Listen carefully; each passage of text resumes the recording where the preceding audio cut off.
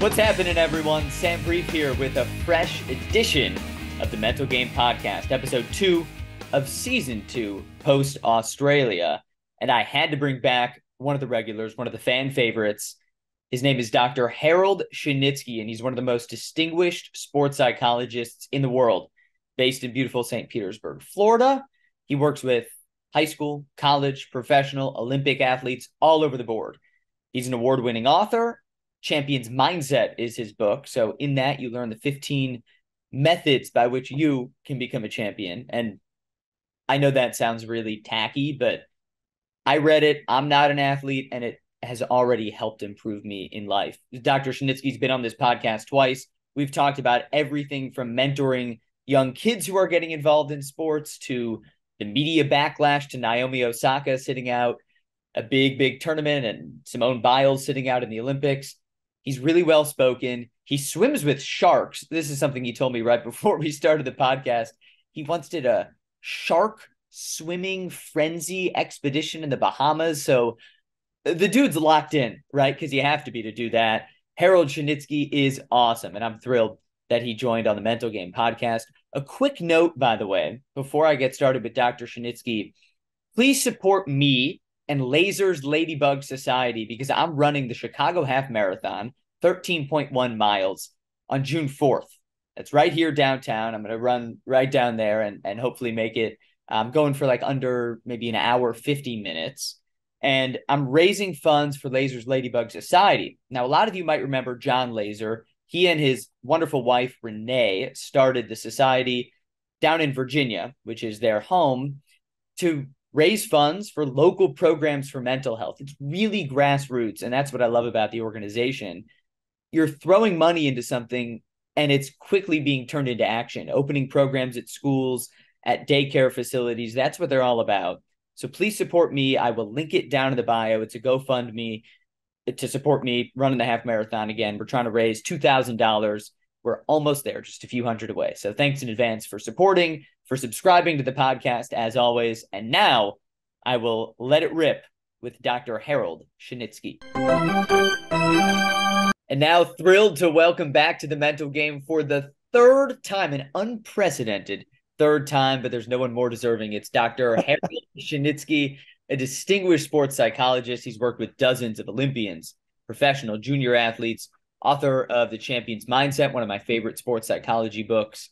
Dr. Shinitzky, it is a joy to have you on. It is my pleasure, Sam. You are one of the best interviewers. I really appreciate the conversational approach, that you're not just going down a checklist of questions, but we actually engage in the process. So thank you for having me back to be a part of the show.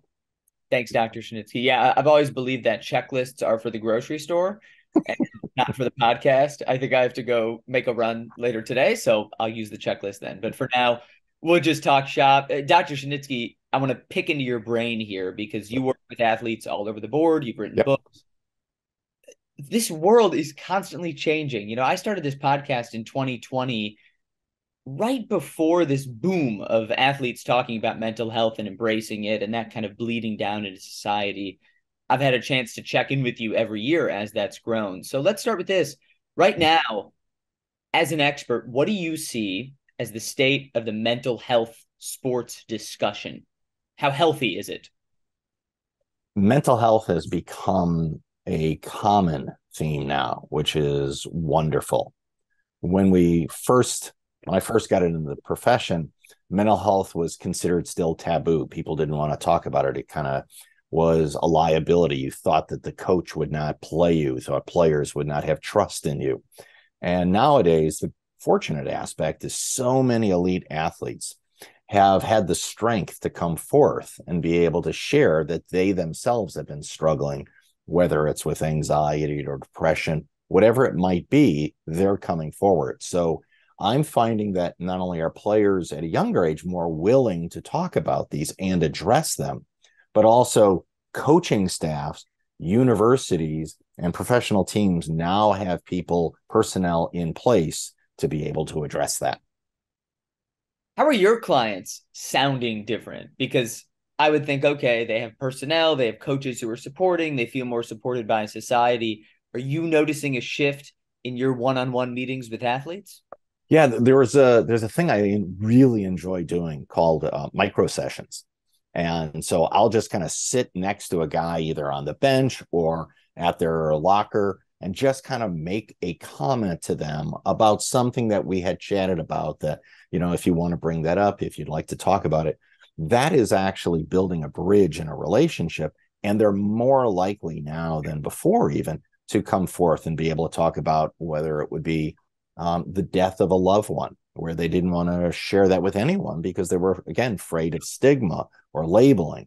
And so if I reach out to them and let them know this is a safer place, you can bring that up with me for within the confidential bounds of our relationship. And so more of them are much more willing to use this forum when we get together, not to just talk about mental performance, but also to talk about these other life domains, because those areas affect how they perform in sport. Oh, that's really cool. A micro session. What? Yes. Give me an example. Let's say I'm a basketball player. You sit down with me at the end of a practice. How might you start a micro session with me? Well, if it's after a practice, I always like to ask people, what do they think they did well today? I always want to start with that. Then we can get into what's commonly referred to that we've talked about, which was the post-shot routine. What can you learn from this? Even if it was a fail, how can you fail forward? After you just kind of briefly touch upon that, if there is a mental health issue, to be able to let them know that, hey, if you want to talk a little bit later on, I'm available, give me a ring, let's set something up. When I let them know that I'm there for them, that I have their back, but I also remember that there is a topic that we have covered. So it could be one of the tennis players I worked with. She had a very bad relationship that was going on. And so not just talking about performance, but also talking about establishing boundaries in her relationship. A soccer player I was working with whose father had passed, and letting him know that, there's a lot of grief and pain that goes along with the loss of a loved one. Maybe that's something you'd want to talk about. So letting them know I'm aware of who they are as a person, not just as a player, allows them to feel more supported, and they're more likely to reach out to me on that topic. How quickly does it connect back then to the performance? Because let's say I'm dealing with something traumatic. Yep. I unpack that, we work on that, just like I might with my therapist. Mm-hmm. But then on top of it, I'm a world-class basketball player. I have millions of dollars on the line. I can't have this baggage, this trauma, whatever it might be, affect my three-point shot, because that makes me cash. Right. If you have something heavy going on in your life, it kind of consumes you. And one of the things I always like to talk to the athletes early on about, and your listeners will really love this. If I say to your listeners, don't think of a big purple elephant, especially the one with pink polka dots.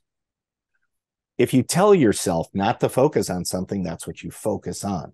So helping someone to train themselves to be able to be very focused, in which as an elite athlete, you're giving 100% focus.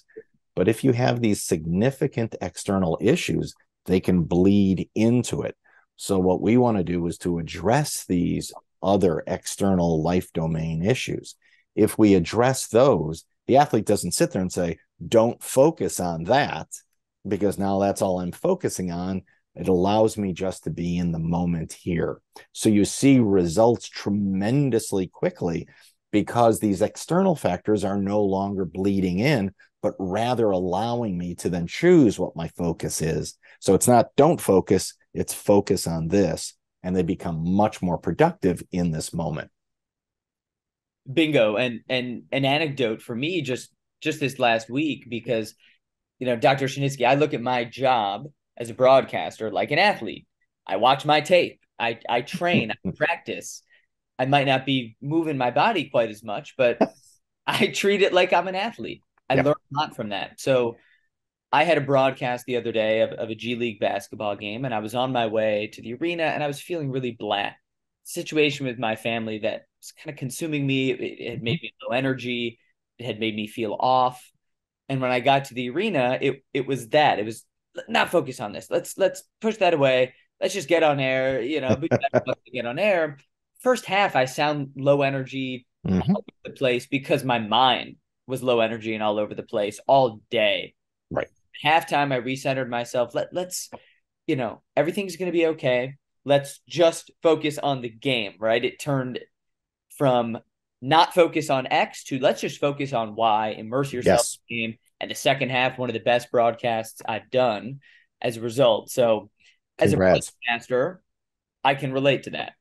Imagine if you were going in to do a presentation as a business executive to the board of directors, and you have to be on your A game. And again, so individuals who are going in, they're not even athletes, but they are elite in their career. Here they are in one of the most challenging situations that they might perceive. And so helping them, if we have been able to address externals. So I had a gentleman not too long ago. I do a lot of executive coaching, and I have this one gentleman who happened to be the CEO, and he was going to be covering a new topic for him. And he felt like he wasn't necessarily going to be on his game, but he also was having some interpersonal problems at home. And every day or every couple of days, there was something that would be bleeding into his work where we'd have to deal with it.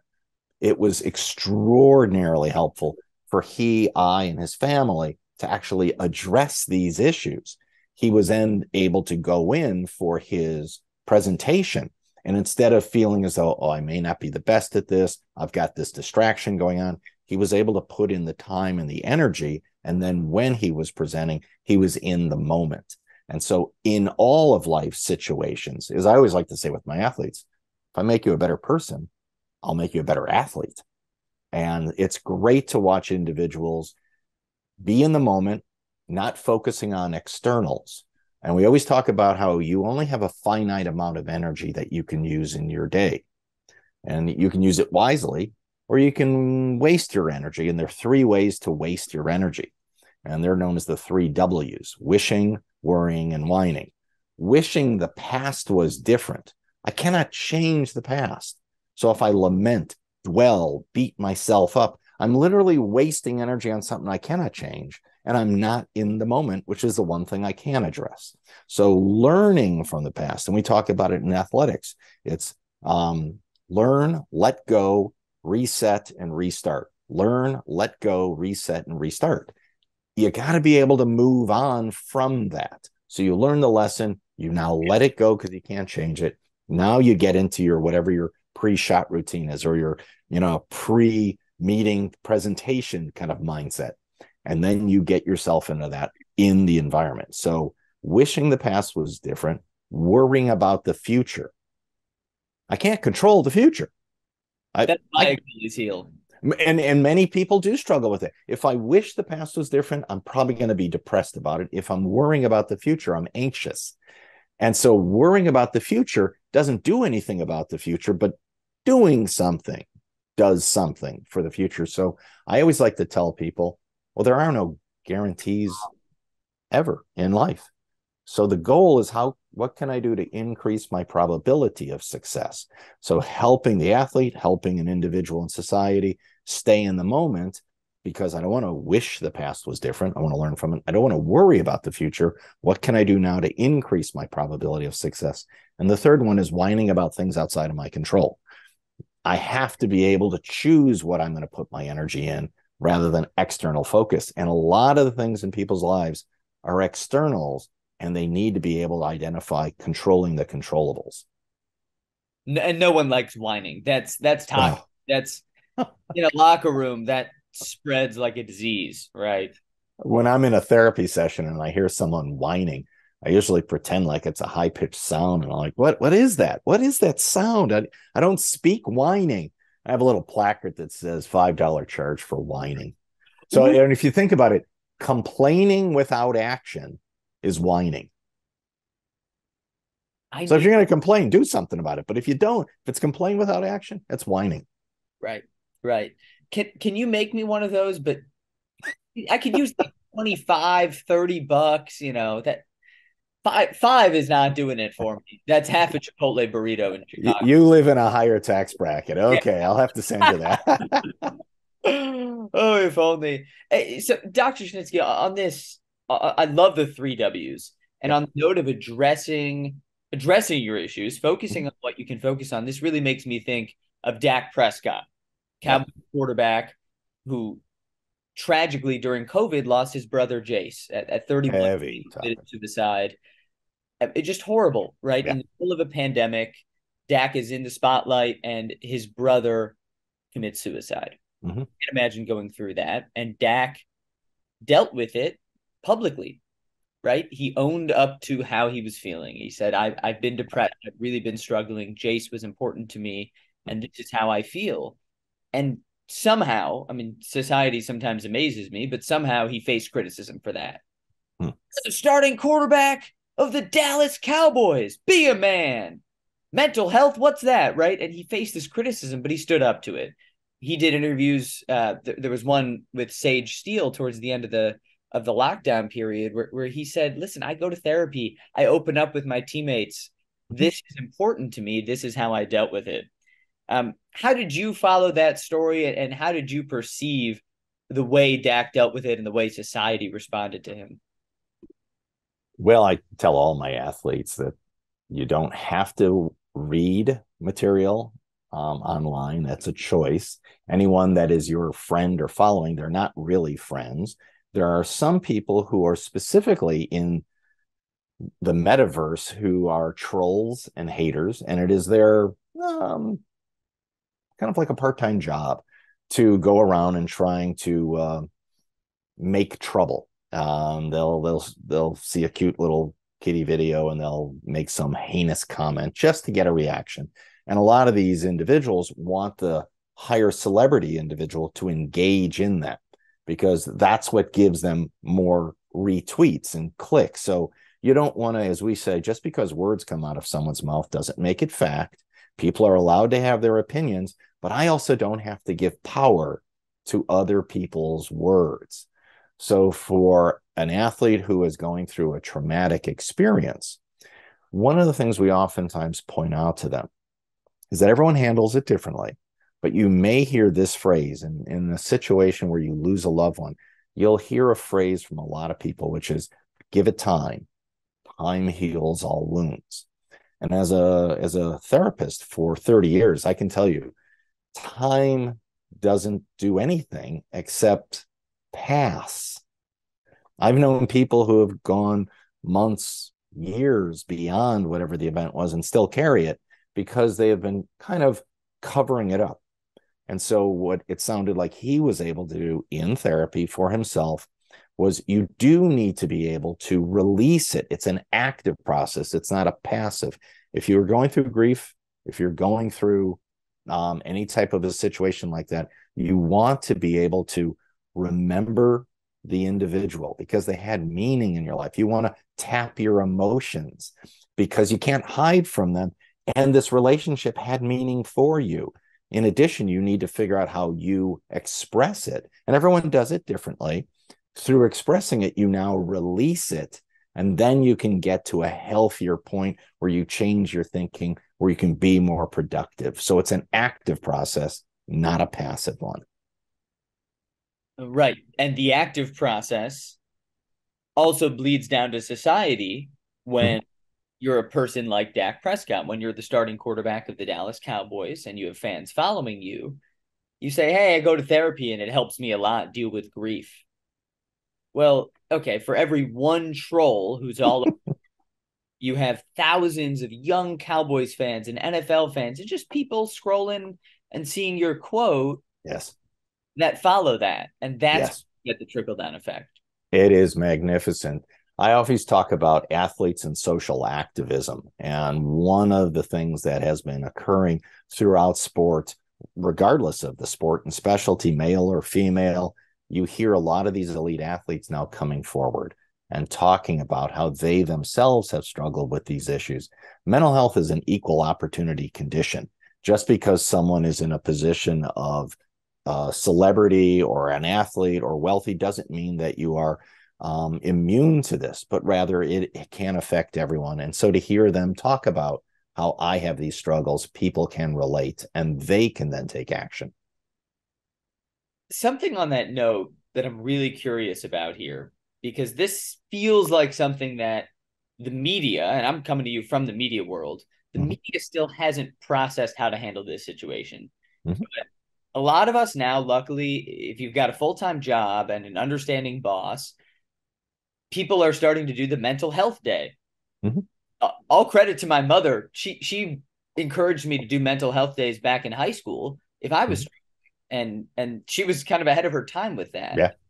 So a lot of people are lucky to have that now. But then when athletes who are in the spotlight take the mental health day, be it Simone Biles, Naomi Osaka at the Olympics, maybe it's a Ben Simmons last season with Philadelphia when he was sitting out, they get backlash because the Yes. health day has not really bled into the sports world. We don't really understand that, and the media doesn't know how to cover it. In your opinion, and it's kind of a loaded question, but how should that be covered if athlete X says, I need a mental health day because I'm really depressed today? Well, I still think that change is possible and it is happening. I tend to say the awareness of it is now quite significant. It is now being expressed. So there's a tectonic change in awareness, but it's still a glacial pace of change. And so I'm glad that the information, the acknowledgement is occurring. And more, and a greater percentage of individuals are more accepting of that. But I see what you're saying. There are media individuals who enjoy slinging mud and making accusations as though the athlete is invincible and is somehow impervious to these things. And they are supposed to just take a cold facade to any of those and stiff upper lip and, pull up, the bootstrap. That's more of a statement of that person. So everything I'm doing for me, I have to have a good sense of self. I need to address me. So everything I think, feel, say, and do is a statement of me and what my values are. That other person who may be a hater, who may be saying whatever they're going to say, that's actually a statement of the other person. That's a reflection of their values. I don't have to personalize their values. And a lot of the athletes that I work with, we help them to have a better sense of self so they're not personalizing the comments of others. I'm going to put you on the spot here. Just a little exercise. This feels like something I would do in journalism school back at Northwestern. Mm-hmm. Let's say I'm going to go back to the me being an NBA player. Mm-hmm. Maybe that's just me dreaming, but I'm a star NBA player. I'm the best player on the Chicago Bulls, and I have a press conference right before the game, and I say I'm going to be sitting out of tonight's game because I feel super anxious. I've been having panic attacks all day. I'm dealing with a family situation. I can't mentally be there, so I won't physically be there. I'll be on the bench. I'm not playing tonight. You are, let's say, the Bulls beat writer for ESPN.com. How do you write the headline of Sam Brief sitting out? Well, if I was the beat writer for the Chicago Bulls, I would be saying, I'm proud and impressed that this individual is willing to take a stand and that he owns it and that he is being responsible. Well, let me point this out. Without insight, there is no behavioral change. So if your car is getting low on gas and you pretend that it's not low on gas, you're going to run out of gas and have a paperweight in the middle of the road. A lot of people say, well, it's bad to acknowledge these issues. No, it's bad to pretend that you don't have issues if you have them. So it's actually a sign of strength and health that this individual would acknowledge that they have this and they are now going to fix it. Imagine if I am not doing good on my left-handed layup. I have to admit I am struggling with my left-handed layup in order for me now to actually address it. So without insight, there is no behavioral change. I would be complimentary. I would be speaking the praises. I would be talking about how this individual is actually bringing a very important topic to light. So I appreciate you asking me as the beat writer how I would actually address it. You're hired. That's the test. Thank you. So shifting gears again, Mr. Beat Writer for the Chicago Bulls, I want to lower our age a little bit. I'm not going to lower your age, but just the topic of discussion here. High-level athletes are getting so young.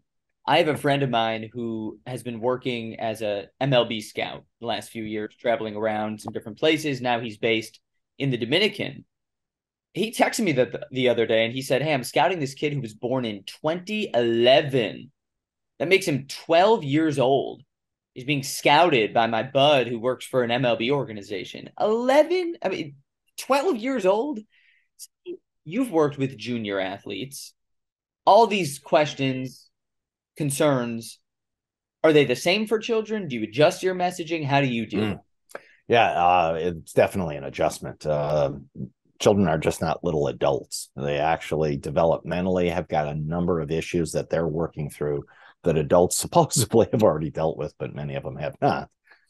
You have to make sure that you're speaking the language of the individual that you're talking to. So whether someone is an adult or a child, how bright they are, how well they can process information. If they're young, we want to also be able to speak their language. And that isn't that easy for a lot of people. They will speak to children as though they are little adults. And the child, to get approval, will just kind of agree without truly understanding, which is one of the reasons why I always like to ask the kids to say, like, hey, what do you get from what I was just saying? So I want them to say in their own words so I can understand what they understand. I learned a long time ago, just because words come out of my mouth doesn't make the communication complete. It's just as the sender sends it, it's, do I make sure the receiver understands it, processes it, appreciates it? So a lot of young kids, the earlier I can get them to understand the messages I'm sharing, which are encompassing a lot of the prevention work, are very helpful for them. You're bringing up an interesting question of, is that too young to be recruiting people? I think that might be what you might be saying. Some of the kids, unfortunately, are put in a position where they have a lot of responsibility at a very young age. And for them, developmentally, are they able to handle it? Just like if you have a child who's bright in school, it's not just a reason to promote them. If they're not developmentally, socially able to handle the promotion, this could be actually rather deleterious to them. It's almost like a boomerang effect.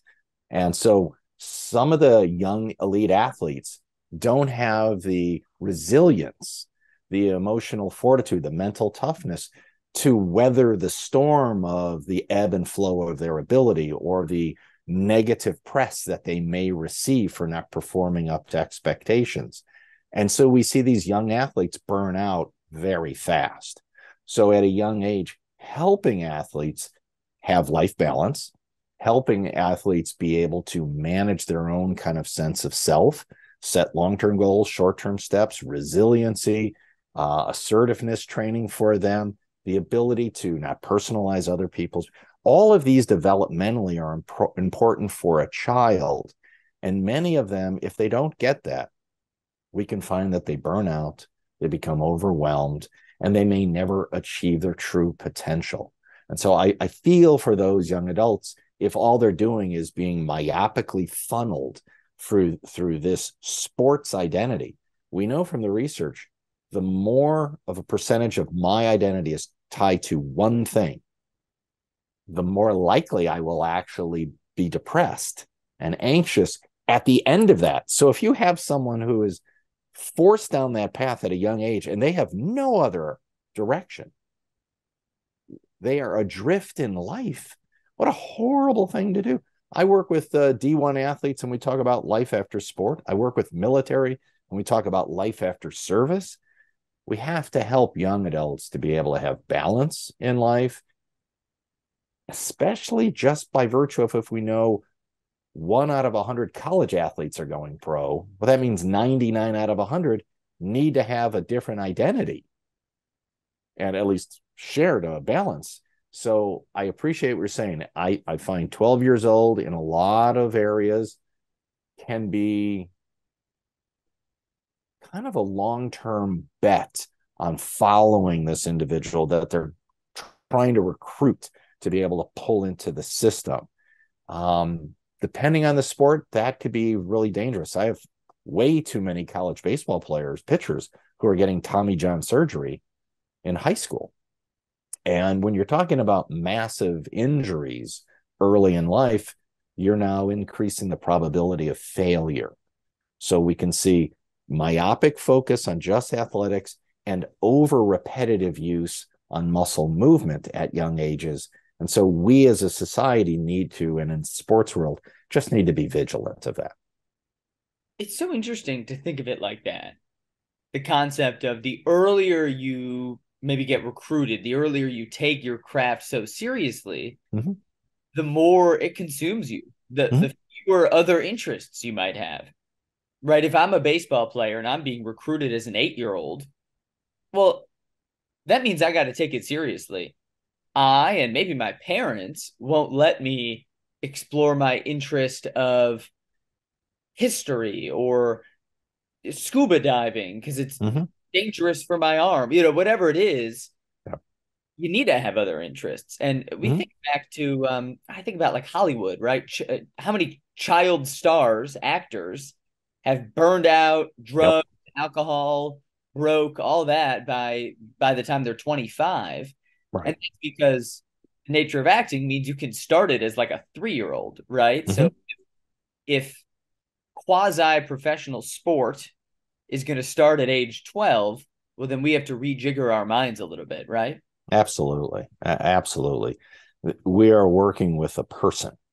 Person happens to be athletic.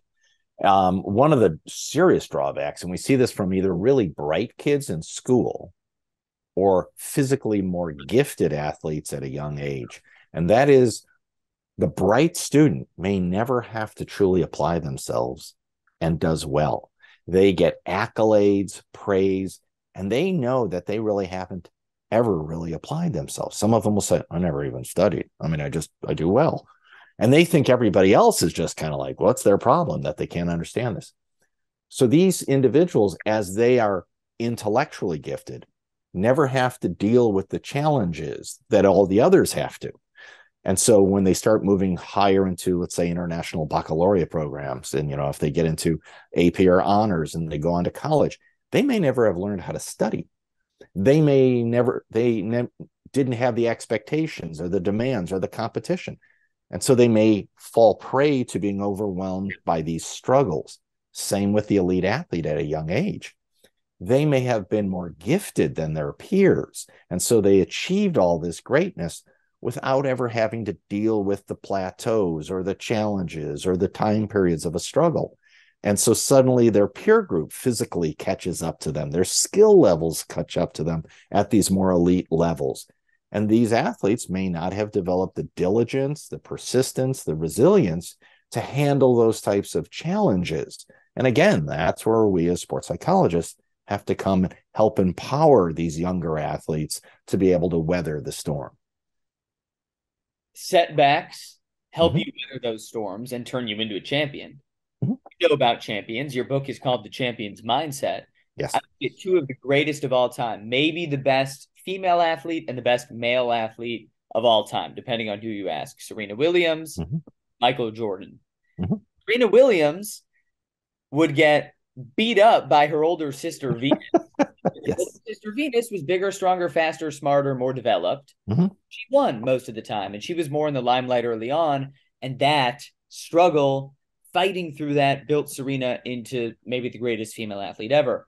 Michael Jordan, he'd get his butt kicked by his older brother, so much so that even in the heyday of the Bulls championships, and he was already a 5-time champ at this point, the athletic trainer would be like, oh yeah, he's got his brother on his mind. He's trying to beat his brother mentally, but really he would beat Stockton and Malone, right? So, and he did. He became the greatest out of learning how to deal with setbacks. So absolutely. How to deal with setbacks. Yeah, as a matter of fact, your greatest lessons in life are from your failures. If everything comes easy, you never have to get out of your comfort zone. You never develop any new tools. The amazing reality, and we always talk about this idea, give your best, prepare, be in the proper mindset. If you do your best, does that guarantee the outcome? And the answer is no, it doesn't guarantee anything. If you play if I play in a solo sport, I'm a tennis player, I can get just the best service day of my life and still lose. I can play on a team and I can play my best and we could play our best and still lose. So I have to be able to put in my best effort. Derek Jeter talks about how Well, there certainly might be athletes with more natural talent, but no one should outwork you. And Michael Jordan talks about, I had 3,000 attempts, that my teammates wanted, and yet, I made only this many of them. Individuals understand that not achieving is a part of achieving. Learning from my failures. What can I do different? Never leaving kind of the question of, is there something more I can do?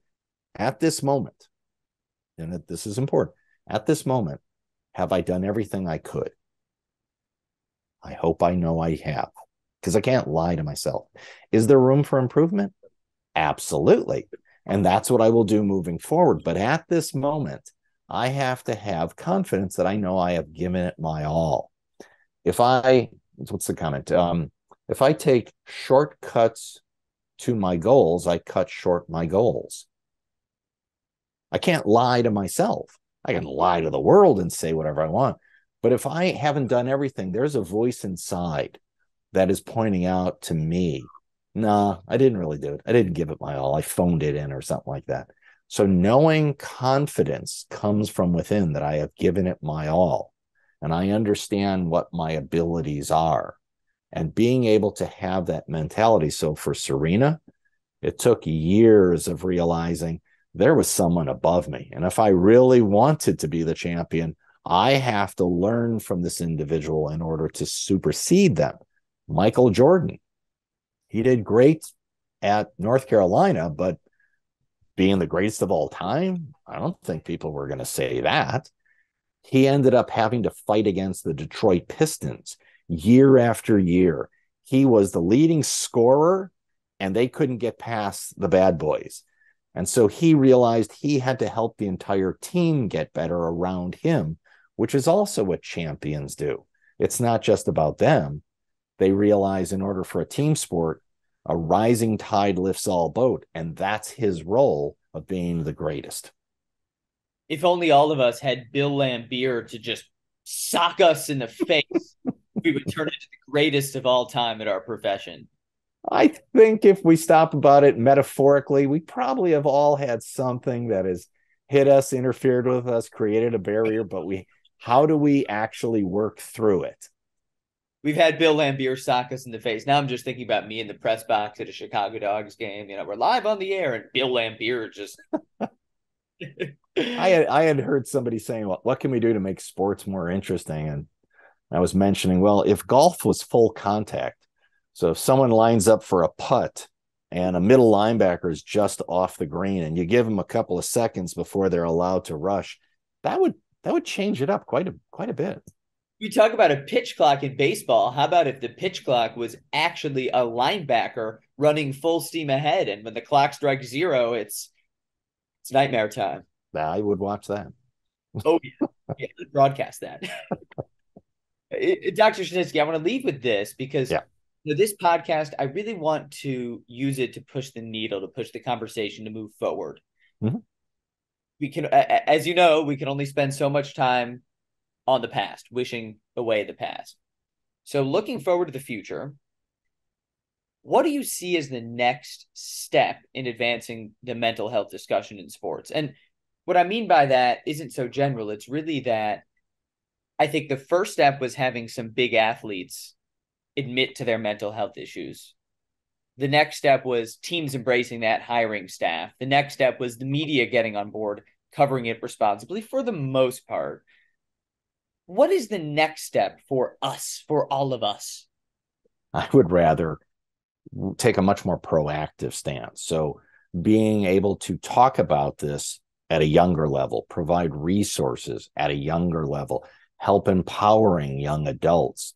So a lot of the kiddos that I've worked with over the years, we work with not only their parents, their coaches, the schools, and we'll set up programs to help facilitate their emotional strength, to help them understand. We always talk about feelings identification first. If I don't know how I emotionally experience the world, I'm more likely to become overwhelmed by it, and I act it out through behavior or act it in through depression and anxiety. If I do understand how I emotionally experience the world, well, then we go to communication skills. Because if I don't know how to release it, vent it, talk to other people, relate to others, I'm more likely to be overwhelmed by my emotions. And therefore, I act it out through behavior or act it in through anxiety or depression.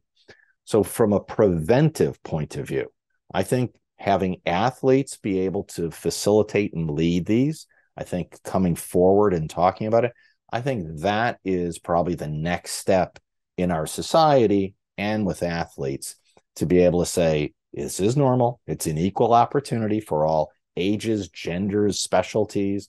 And if we take a proactive point of view rather than a reactive, I would see that as a really beneficial, very healthy way where people don't have to suffer with emotional issues, struggle in school, interpersonal conflicts. I don't want people to suffer. I want people to thrive. Being proactive, not reactive. Yes. I take the most. And that's something that can help a lot of people in a lot of industries and a lot of modes of life. So if you, the listeners, take anything from Dr. Shinitzky, it's golf should be a full contact sport and be proactive and not reactive. Dr. Shinitzky, you are absolutely the best. I always enjoy our conversations. I'm already counting down the days for part 4. Sam, I look forward to it anytime, my man. Thank you so much. That is the great Dr. Shinitzky, author of The Champion's Mindset, distinguished Florida-based sports psychologist. Talk next time. You got it. Thank you. Sam back here in the studio. What a great chat with Dr. Shinitzky. It's like chicken soup for the soul, speaking with that man. Gotta love it. Third time, wonderful. Thanks to Dr. Shinitzky for joining, and thanks to you for listening. I really do like the golf full contact sport and maybe the pitch clock baseball with the linebacker idea. But even more than that, he's so well spoken on the media, how they can and maybe should cover mental health. And I should say we, because I'm part of the media. So I own up to that, and I'll hope to be at the forefront of that change. Remember, you can support me and Lasers Ladybug Society running the half marathon in a couple months. Link in the bio, the GoFundMe for 13.1 miles for Lasers Ladybug Society. Also in the bio, you can subscribe to this podcast on Apple, on Spotify, or wherever you get your podcast. Now, of course, on YouTube. I've been Sam Brief. This is the Mental Game Podcast. We will be back in a few weeks with another fresh, exciting episode. Until then, make sure you take care of yourself and others, and I will talk to you next time from Chicago.